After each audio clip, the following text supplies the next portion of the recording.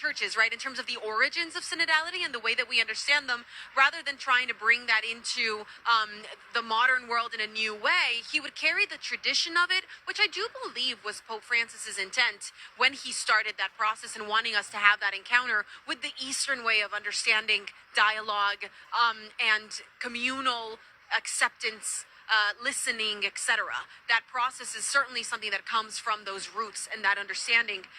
He does, again, fit the diplomatic desire to have a little of the kind of official sense of the church, and he certainly can preach. I mean, the three of us were sitting here listening to that homily going, wow. He certainly knows how to get the Greek doctors and saints to make a message compelling.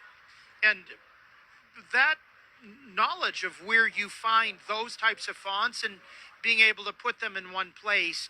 He showed a master class on consulting the great saints of a tradition that most Latin Rite priests and bishops and even the cardinals listening wouldn't have been aware of.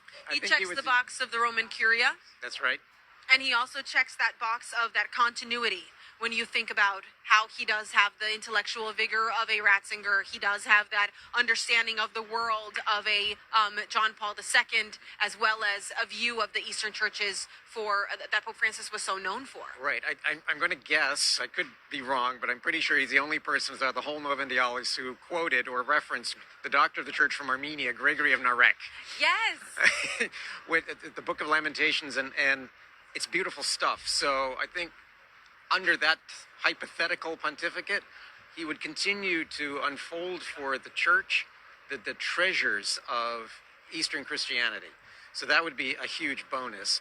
The one problem that I think he has is that name recognition isn't there. And so the ability to heighten your profile, especially in the situation of the Novum Dialis, I think, to put it in these terms, I think many cardinals who saw his homily were very interested in what he had to say. I think they were very impressed. But is that enough, for example, to get you traction among cardinals where they're actually seriously contemplating you as supreme? Oh, here we go. Black smoke. There it is. It looks black. Oh, we've lost the feed, and here it is again. There it is, my friends, my family, EWTN family. We've got black smoke. After a long time. It is 9 o'clock here in Rome. People in the square started lining up at 6 o'clock. They've been here for 3 hours. You can hear the crowd screaming. There was some clapping from, I think, exhaustion that it's finally come. And we know we can start to guess just how long this process is going to take. It's the first fumata. It's the first smoke that we see in this historic moment for the church, where we're all anticipating when we'll have white smoke.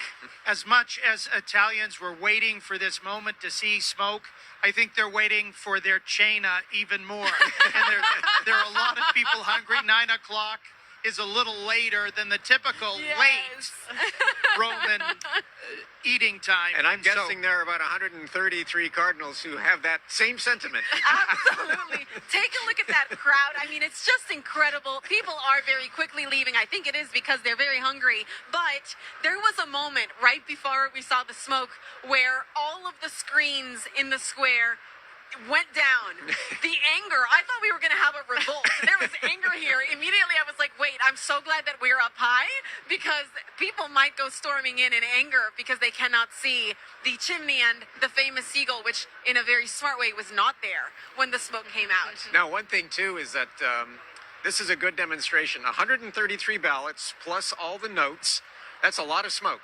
That's a lot of smoke. There will be no question when the day that we get white smoke, because if you're burning that many ballots, it'll be obvious. I sure hope so. I don't want to get that wrong. No, they also, and we should